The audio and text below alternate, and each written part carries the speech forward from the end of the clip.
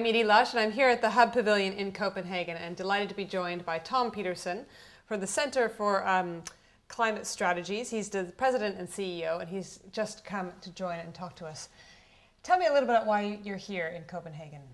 We are here to help everybody understand the tremendous progress that has happened in the United States over the past several years through state leaders and their stakeholders in getting moving on tackling the climate change issue and then related issues with energy and economic development to show how we can attain strong new targets and at the same time do things that are very highly beneficial to our economies and create safer and more stable energy and a safer and cleaner environment.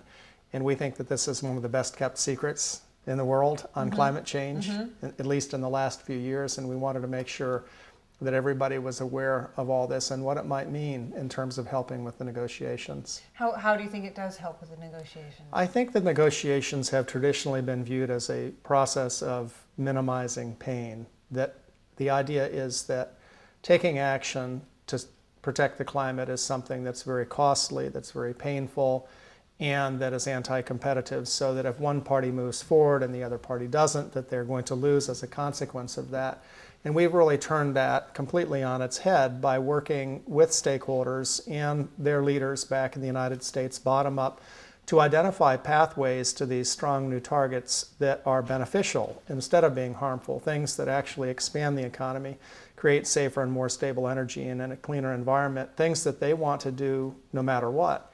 So that if we scale these up at a full level in the United States, and if other countries were to embark on a similar process by starting from the bottom up, they'll find things that, regardless of what their neighbors do, they want to do to move forward. And then as we each move forward because it's good for us, then the whole gang will be able to move forward a little bit more easily. Can you tell me about some of the projects from a bottom-up perspective in terms of what a state is doing? Just give me an example. Well, the state of Florida, one of the 22 states where we have helped the governor develop a comprehensive climate action plan, we put together a set of 50 recommendations that were made by a stakeholder group of about 35 people, and there were another 100 people who were appointed as other representatives and technical work group members in this enormously collaborative process in the state. And this took about a year or so and was exhaustive in terms of identifying where the state was headed without taking action, and specifically which new actions could meet a set of targets that the governor had established by executive order.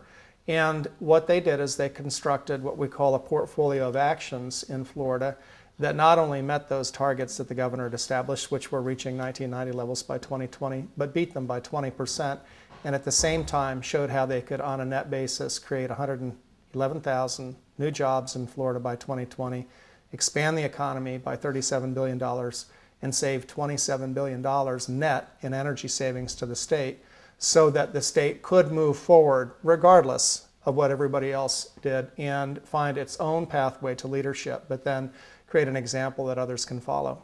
Do you find there are obstacles along the way, or do you find that as you do this that it just seems to be kind of an open door towards opportunity? There are very significant obstacles. In fact, the whole process that we've provided and assisted our states and their stakeholders with is identifying the barriers to implementation that stand in the way of doing these things, the things that really make these things not feasible today and what has to change. And the reason to bring stakeholders in is because they understand what those barriers are, why they're there, and more importantly, how to change them. There is something standing in the way, and the thing that we need to do is figure out how to remove that and agree amongst a group of people that are seen as being politically important, that that is something that's worth doing. They know how to do it, and they know exactly what will result from doing it. And so this whole process of barrier removal is what it's all about. The good news is that in almost all cases, they have found ways to remove these barriers. It takes a lot of work and some creativity, but they've found ways to remove barriers so that we can move forward.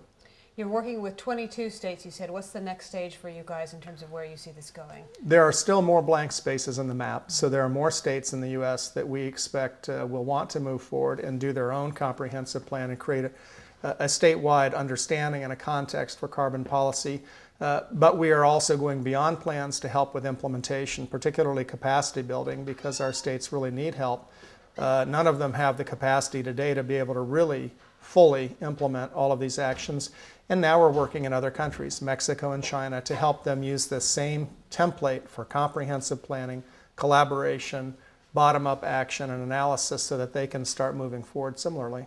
Tom, we could talk all day about this. It's fascinating, but thanks so much for coming you. into the Hub Pavilion here in Copenhagen, and I'm Edie Lush.